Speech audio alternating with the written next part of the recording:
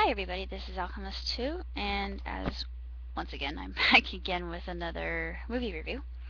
I recently saw Star Trek Into Darkness, and honestly I can say that I really enjoyed it. I had gotten some background about the plot from a friend of mine who's like a sister to me, and she's a purist about her Trek. And I can't really consider myself a Trekkie purist, but I enjoyed the first movie. I actually saw it twice when it was in the cinemas. So I thought, okay, I'm going to go see this one as well. And honestly, I have to say that it was really awesome. And I felt that Benedict Cumberbatch, as the villain, he was just phenomenal. He was splendid. He was arrogant. He was cruel. He was malicious. He was exacting. He was an evil genius. I love evil geniuses. If you haven't noticed that in my past reviews. Yeah. Um.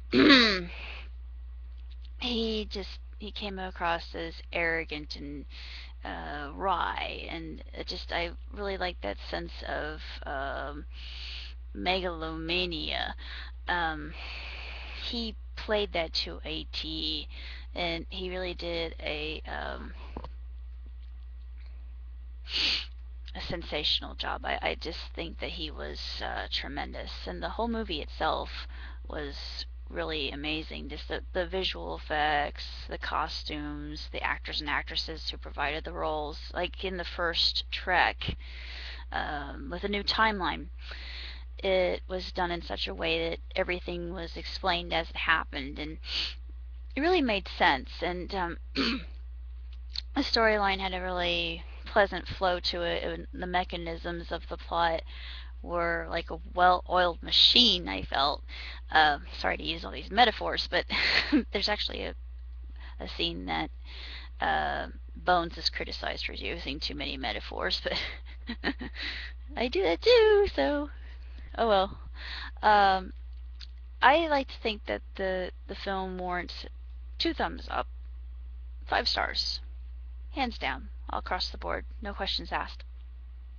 I won't give away any spoilers, so you don't have to worry about me ruining the film for you, because I don't do that. My lips are sealed.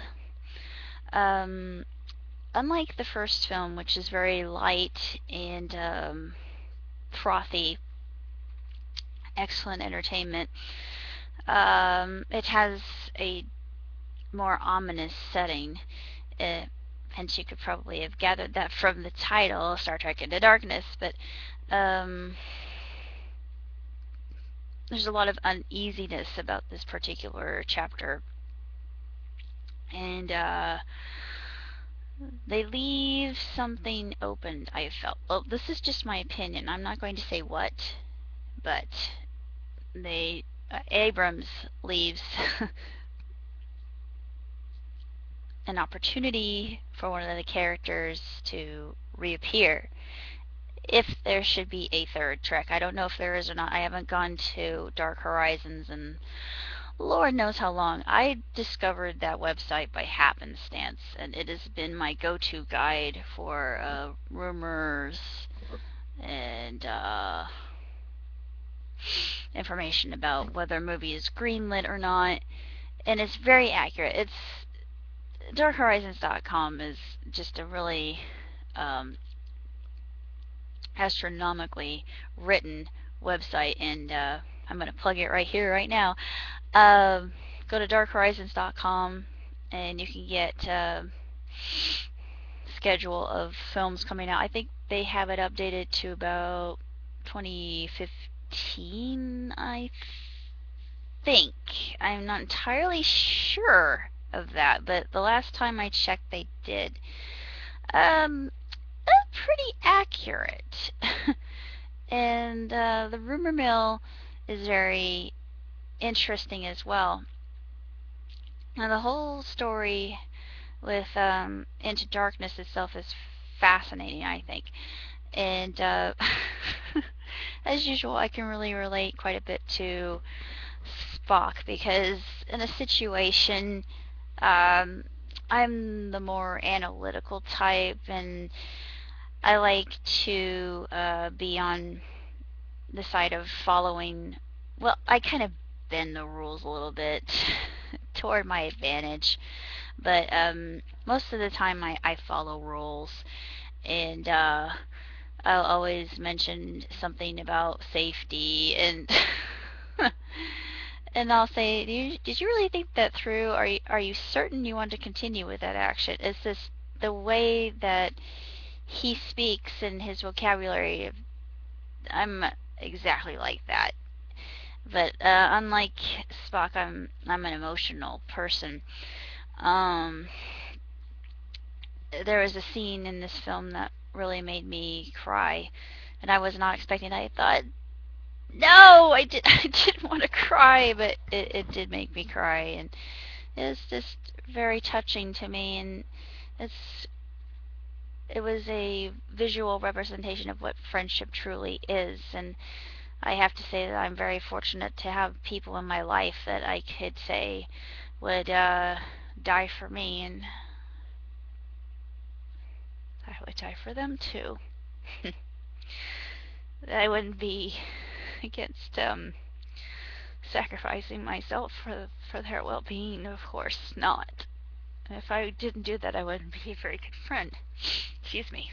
Um, didn't think I would get emotional while saying that, but a lot's been going on in my life, and um, there are a lot of transitions that are occurring, but they're all for the better.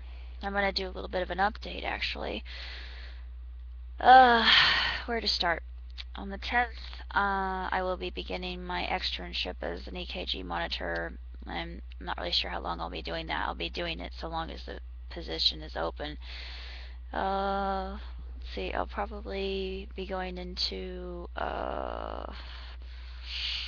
arteriography, because it's something that truly fascinates me to no extent. I've seen one done. I got to see one done on my dad, and it was the coolest thing ever. So I want to do that. Um, there are other things I want to do. I want to get published. I'd like to be a voice actress.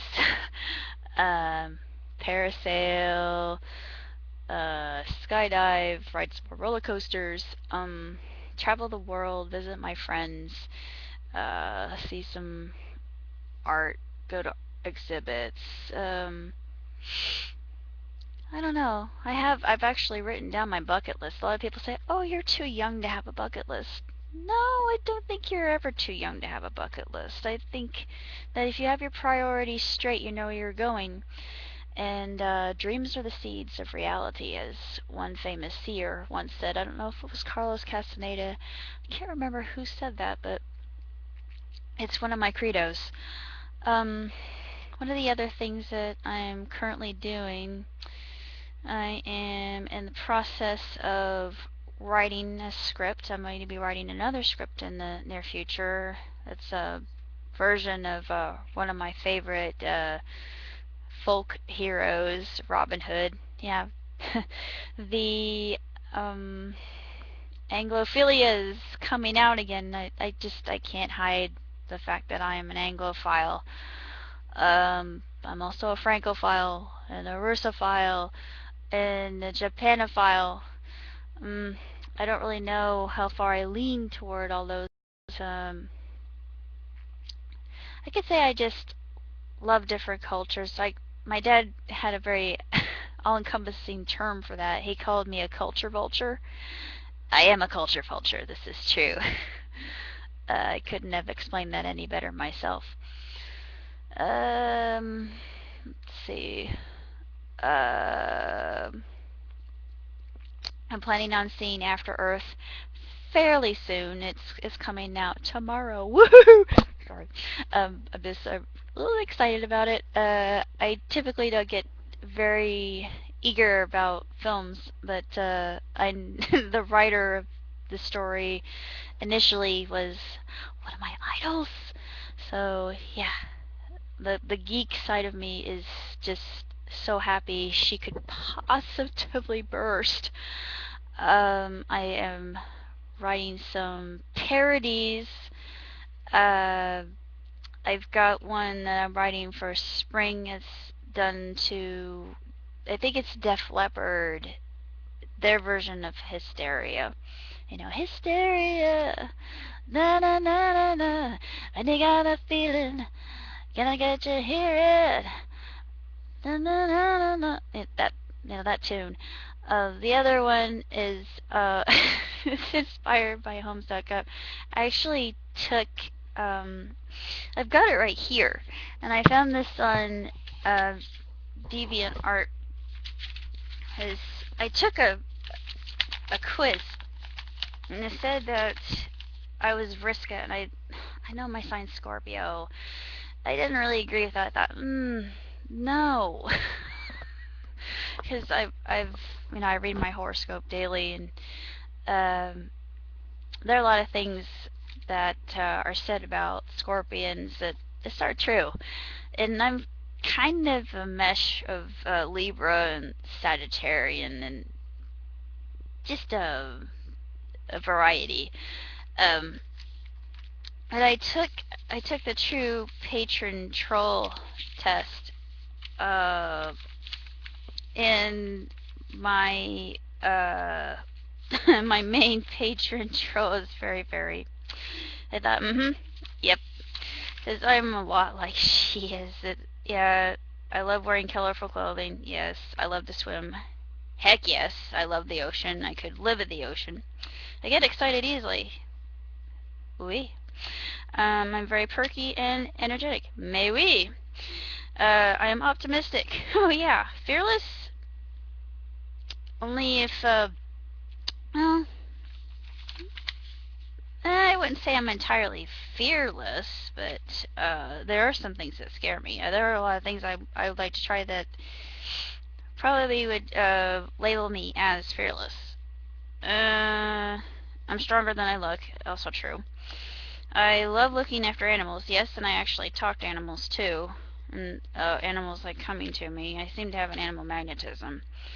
I have a pretty good tolerance when it comes to annoying things.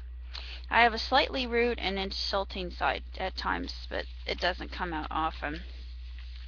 And then my second patron would be Terezi, which really makes sense because, oh my goodness, I'm not a sociopath, but my favorite color is blue, and my second favorite color is red.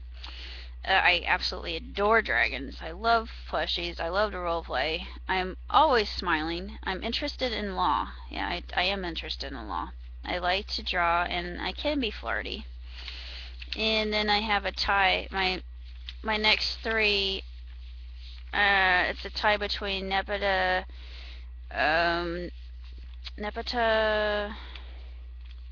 Gamzee, and is it Tavros? Yeah, Tavros. So that's kind of an odd combo, but I thought that was very interesting. I'm doing a parody of that as if Fairy Fairy were singing it. It's directed toward Eridan. Um, I'm gonna be finishing that fairly soon, and I've got another one written as Fairy Fairy would sing. You know, when they did a remix, it was Auto Tune, the news by Shmoyoho. They did Can't Have Every Cat. I did a version of that as Crease. So I think I'm starting to repeat myself, but I'm going to do a version as her. It's about she can hug every fish. Anyway, it's that. So I'll be doing that in a bit. Really, I'm not up to terribly much of anything else except for writing another story and reading quite a bit. And I think when it's coming to Homestuck, I'm on Act 5. I think I'm on Act 5. It's starting to get really multi-layered. They're talking about quadrants and everything, and That's kind of confusing. I thought human romance was confusing enough. Good lord. But, it is intriguing. Can't really say much of anything else. Though I am looking forward to seeing After Earth fairly soon, so I will be doing a review of that when I get to it. So, I shall see you next time. And until then, live long and prosper, my friends.